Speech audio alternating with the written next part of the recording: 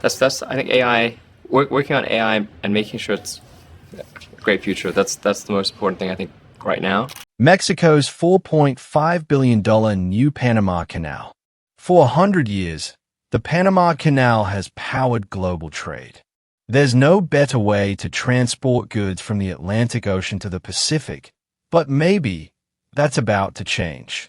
Mexico is about to open a new project, the interoceanic corridor of the isthmus of Tehuantepec. It's a bit of a mouthful, but what is this thing? And will it replace the Panama Canal? I'm Regis, and today we will find out. The Panama Canal ***. Before we get to Mexico's new project, we first need to talk about the Panama Canal. Along with the Suez Canal, it's probably the most famous artificial waterway on the planet. It cuts through the Isthmus of Panama. You don't hear that word very often, isthmus. It's basically just a strip of land that connects two larger land masses. The Isthmus of Panama links North America to South America, with the Atlantic and the Pacific on either side. This isthmus is 65 kilometers wide. That's also the length of the Panama Canal, which is actually relatively short. The Suez Canal is almost 3 times as long, while the Grand Canal in China is, quite incredibly, more than 20 times as long. But what the Panama Canal is lacking in size, it makes up for in terms of importance. Take a look at this map of the Americas. Before the Panama Canal was constructed, way back in 1914, it was a total pain for cargo ships to travel from one side to the other. Imagine a ship from Europe. It has a load of goods that it wants to sell in California. That ship would have to sail all the way to Chile, cut through the Strait of Magellan, then sail all the way north again. If the ship was fast enough, it could do it in a few weeks. But for most ships, you're looking at months. It was dangerous, too. The Strait of Magellan can get extremely stormy, not to mention some crazy currents. In those days, the only other way around, the Northwest Passage, at the top of the Americas, was clogged by ice for most of the year and impossible for ships to navigate. In 1902, the United States decided to do something about it. They drew up a plan to build a shipping canal in Central America. This new canal would take less than a day for a ship to navigate and slash the journey from the Atlantic to the Pacific by a distance of approximately 12,000 kilometers. That's a good few weeks of travel.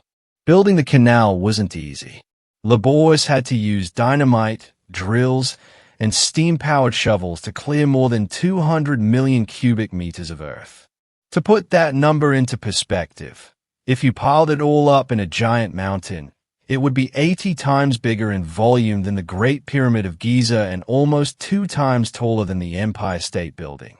Basically, a man-made mountain. To make things even harder, the laborers found themselves working in temperatures of 40 degrees Celsius or more. Almost 6,000 people died along the way, sometimes due to heat stroke, but also due to rock slides and the occasional tropical disease. All in all, it doesn't sound like fun. There were also some key engineering challenges that the project had to deal with. There was a difference of almost 30 meters between the highest point of the proposed canal and the lowest. This meant the canal's construction team had to include a series of locks and gates which helped to change the elevation of the water. These locks let ships climb all the way up to the 30-meter peak before making their way back down again. In total, the Panama Canal's construction cost the United States a staggering total of $375 million. That roughly works out as $12 billion today. But despite all the challenges, after a decade of construction, the Panama Canal officially opened in August 1914. The very first ship to traverse the canal was the SS Ancon, and it proved to be the first of many. About 1,000 ships used the canal in the first year, and that number has risen ever since. Nowadays, more than 10,000 ships use the Panama Canal every year, working together to transport 500 million tons of goods. These ships pay a toll to use the canal. For a larger vessel, It can cost about $500,000, but it's well worth the cost when it saves them traveling all the way down to the Strait of Magellan instead. This canal changed the face of global trade. But as of 2024, this famous waterway could have some serious competition. That's right, it's finally time to talk about the trend interoceanic ***. The interoceanic corridor of the isthmus of Tehuantepec, or the CIT for short. If you're thinking those letters don't quite add up, that's because it's an abbreviation of the Spanish name for this project. To understand the origins of the CIT, we need to jump back to the end of the 19th century. That's around the same time that the United States first started thinking about the Panama Canal. And as it turns out, they weren't the only country exploring these kinds of ideas. In 1884, a powerful man became president of Mexico, José de la Cruz Porfirio Diaz Mori. That's a mouthful too. Let's call him Porfirio Diaz for short. Porfirio Diaz was from the state of Oaxaca, on the southern coast of Mexico. When he came to power, he decided to build a railway line to connect Oaxaca to the coast of Veracruz in the north. In other words, he wanted to build a railway between the Atlantic and the Pacific in the hope of tackling the exact same problems that the Panama Canal later solved. Most people have never heard of it, but in the middle of January 1907, this new railway, known as the Tren Interoceanic, officially opened its doors. This was 7 whole years before the Panama Canal, and global traders started to use the railway right away. Over the next few years, hundreds of thousands of tons of cargo were successfully moved along it. Mexico started to thrive economically as it found itself playing a vital role in international trade. But this success was short-lived. When the Panama Canal first opened its gates, most shipping companies decided to stop using the Tren Interoceanic and switch to the canal instead. In 1914, when the Panama Canal opened, the amount of cargo traveling along the Mexican railway dropped by a third, and a year later, it had dropped by almost 80%. This was despite the fact that the train line through Mexico was actually faster than the Panama Canal. It was closer to America and saved a good few days for anyone who wanted to use it. So why did people choose Panama? At first, it might not make sense, but there are actually a couple of very important reasons. First of all, a lot of the shipping companies were America-based, and they preferred to support an American project as opposed to a Mexican rival. On top of that, a civil war had recently broken out in Mexico. The violence scared a lot of the other companies off. Logistically speaking, it's also simpler to use a shipping lane. You don't have to unload your cargo onto trains. And so, with such a massive drop in traffic, the Tren Interoceanic became too expensive to maintain. It collapsed into disrepair, and it stayed that way for 100 years until an ambitious new president came to power in Mexico. Lopez Obrador Mexico's new rail line. In 2018, President Lopez Obrador made plans to redevelop Mexico's former railway line and create a new corridor between the Atlantic and the Pacific, a modern rival to the nearby Panama Canal. The ambitious project was officially announced just a few months later, with plans for a trio of primary rail lines, Line Z, Line FA, and Line K. If anyone knows what these letters stand for, please let us know in the comments. We've had our team working hard on this, and none of us can figure it out. Anyway, back to the CIT. Work began in June 2020, cutting back vegetation, pulling up old tracks, and replacing them with shiny new ones. In total, the new railway, with those 3 main lines, is expected to be more than 1,000 kilometers long. The Mexican government is also planning to build a series of industrial parks along the railway. And Lopez Obrador isn't messing around here. In 2023, he sent the army to capture a stretch of old railway that was officially owned by a private company. Later, he offered to compensate the company, but not before making 100% sure that this stretch of railway was safely in the government's hands. He didn't want to risk the project collapsing just because he couldn't strike a deal with a stubborn private company. There have actually been a few clashes with protesters, including several groups from indigenous communities in Oaxaca. They are worried about the environmental impact of the project. Construction workers have been cutting down trees and damaging local habitats. One group of protesters was briefly imprisoned after supposedly attacking construction workers with machetes. In other places, local families have been forcibly relocated.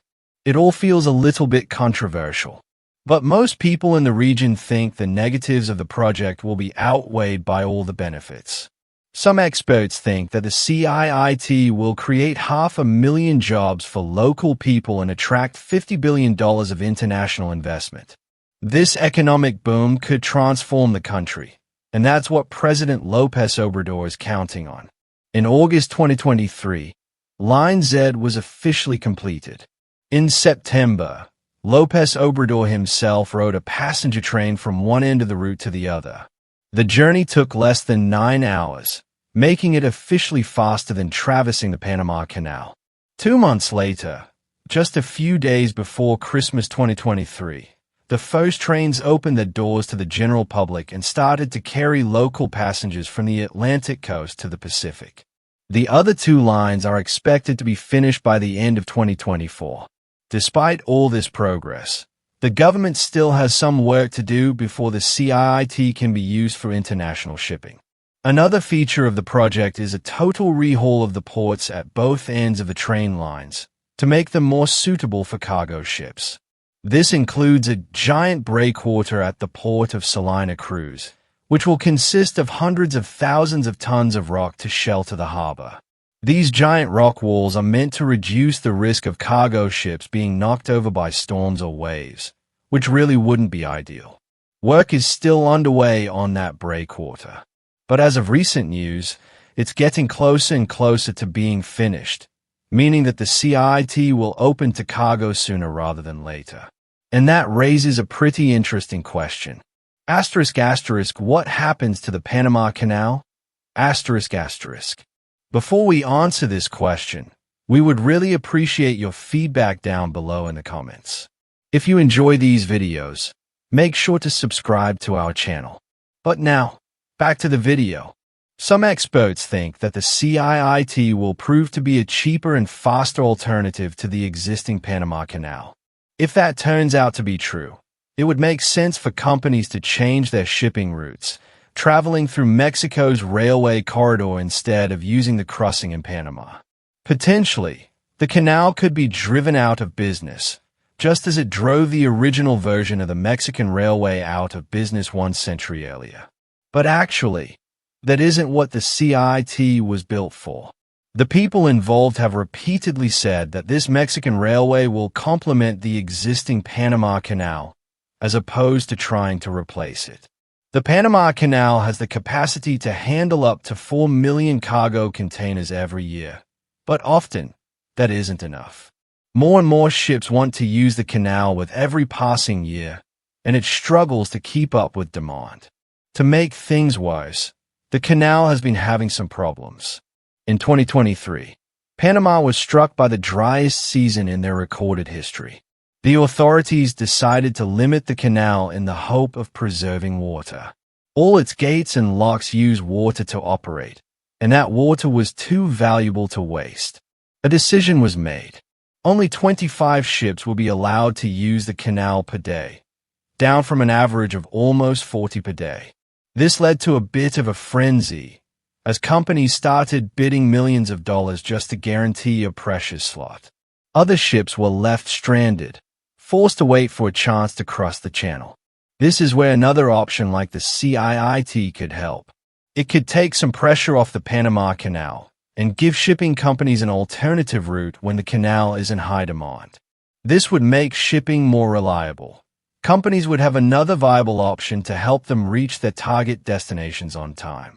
The water shortages in Panama actually disrupted some deliveries in the run-up to Christmas. If the CIIT had been up and running, those deliveries might have all been made on time. Working together, the Panama Canal and the CIT could also lead to an increase in global trade, with more goods now able to move between the Atlantic and the Pacific. As one Mexican official said of the project in 2023, it's not just about connecting the country, it's about connecting the world. But in the future, there's also a chance that the CIT will face competition of its own. In 2014, a Chinese businessman tried to build a canal in Nicaragua in the hope of setting up another alternative to Panama. When the Chinese stock market crashed in 2015, he was forced to abandon the project. But maybe someone will come back to that in the future. There's also a possibility that the Northwest Passage, once blocked by ice, could be opening up as a result of global warming. In the last few years, a few ships have managed to use that route to get from one side of America to the other. One thing's certain, the state of trade between the Pacific and the Atlantic is on the verge of some major changes. What do you think of Mexico's latest mega project? Let us know in the comments below. Thank you for watching, and we will see you in the next video.